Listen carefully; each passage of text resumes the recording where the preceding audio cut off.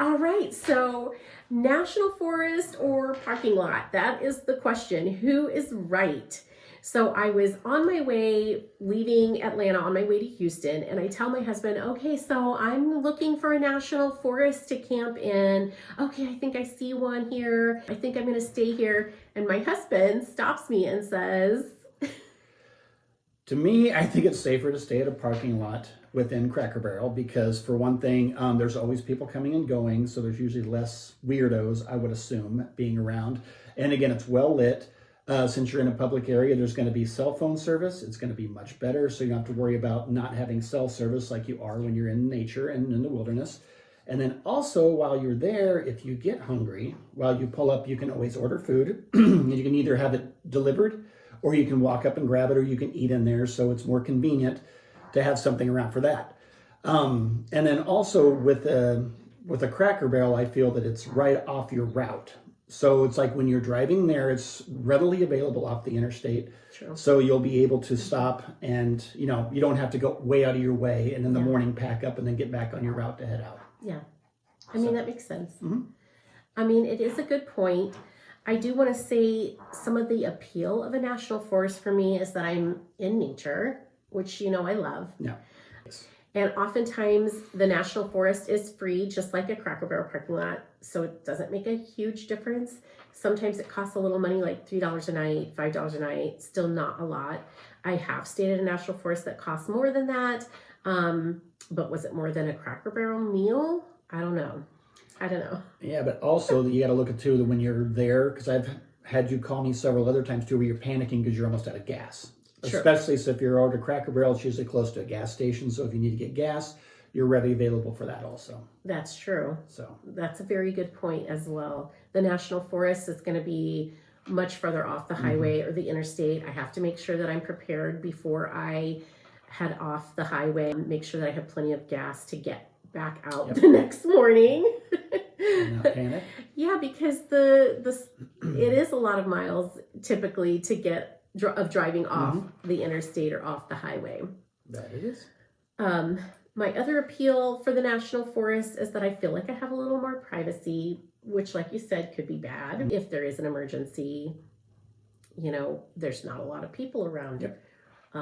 Or if there's a bad actor, there are not a lot of people around. Exactly. And the other fair point that you made is that I don't have good cell reception in a national forest typically, and my Starlink is spotty because of the trees.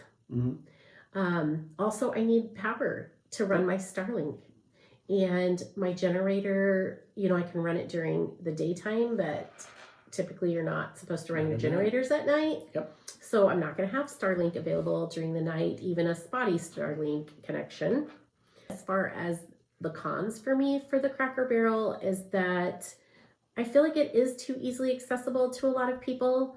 So I feel like it does make it easier for random people. Strangers? Yeah, like some people who might have bad intentions to just be more around more easily than out in the forest.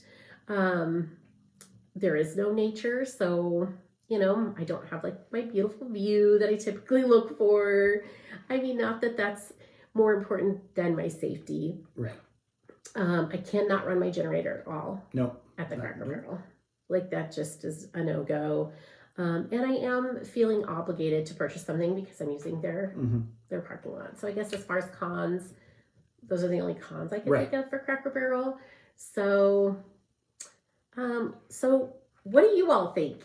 Let us know in the comments. Are you pro nature national forest, traveling overnight stays?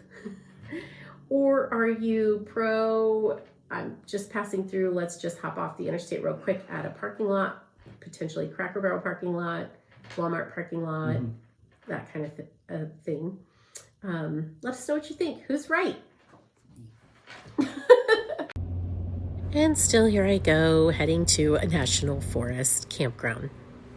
I'm leaving Atlanta and heading to Houston.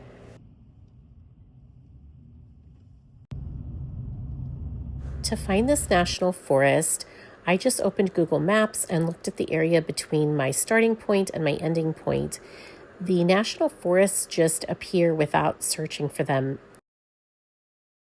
Then I went back up to the search field and typed campground. Google Maps searches for campgrounds in the area that I'm viewing. I spotted Pine Glen Campground and clicked on the icon for that. Google Maps is free, and there are photos and there are reviews right there within the app. The website is listed and I was able to click on it. I scrolled down to the fee schedule and I saw that it was $3 per vehicle to stay at the campground.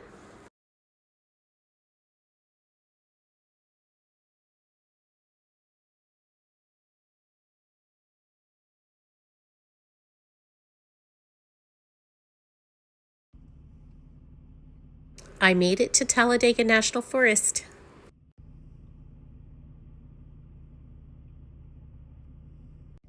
The road in is rough. I hope I can make it to camp while it's still daylight.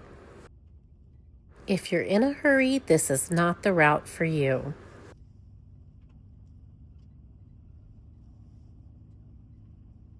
It's getting darker and I'm still not to camp.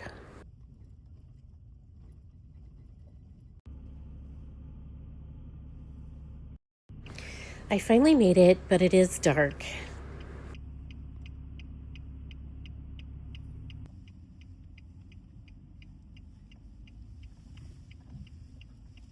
In 1,000 feet, you will arrive at your destination.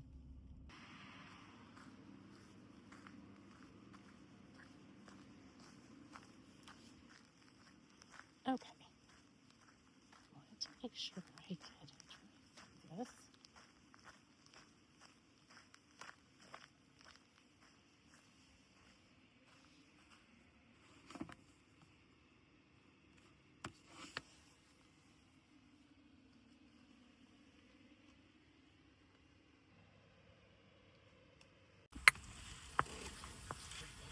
You ready? I love my Scentsy Macy. My little Scentsy buddy smells good. And he's cute. I got up to use the restroom and the dog took my nice warm cozy spot. Yes, you. I'm talking about you, buddy. What did you do? Did you take Grandma's spot? I just paid a bank fee, an ATM fee of $4.95 so that I could get $3 cash out to pay for my campsite at this national forest. Like, okay, what was I thinking? Then I had to take the 20 that came out of the ATM, and of course I had to purchase something so that I could break the 20. I mean, this campsite definitely cost me more than $3.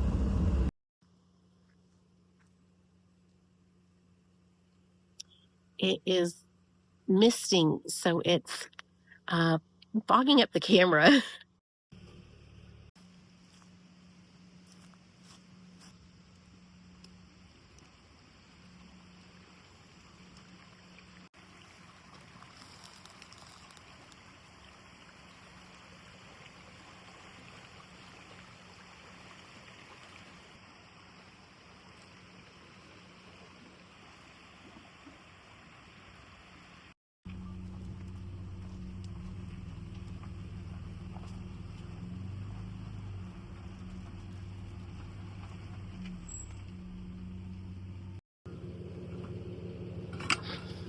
I don't think the water works right now. This place is adorable.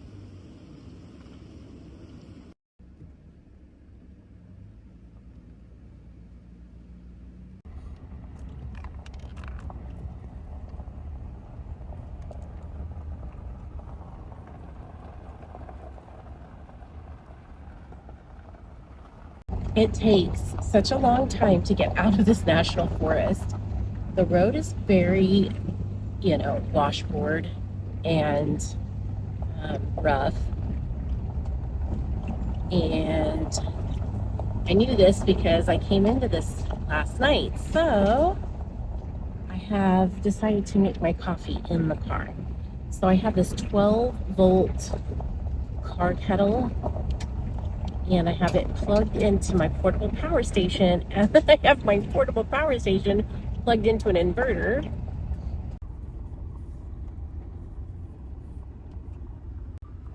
I'm so silly, but I wanted to plug the portable power station in so it could charge, so I didn't want to skip it because I'm probably spending another night, possibly spending another night in another national forest where I won't have electricity. So anyway, I am going to get my coffee. The GPS on my phone would not help me to get back out of the national forest because of the poor cell service. Luckily, I do have my old school Garmin. I have seen several beer cans thrown out on the side of this. They're on this side, the other side now. Gorgeous, gorgeous national forest, and there are beer cans. Here comes the train track. Boy, I heard this thing several times. And I was like, there's a train in the national forest?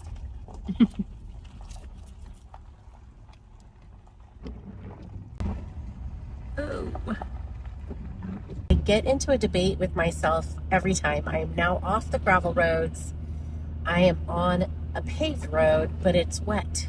Do I take the truck out of four-wheel drive and put it back into two-wheel drive? Or do I stay in four-wheel drive because I'm on wet roads? Let me know in the comments. Franklin likes the drive-through. I found a Cafe du Monde on my route. Oh, it has a drive-through. Well, I Google mapped it and viewed it from up above and could see that there were some large parking spaces behind the Cafe du Monde that could accommodate the camper and the car, so, or the truck and the camper. So anyway, I parked. I'm gonna run inside and get some beignets.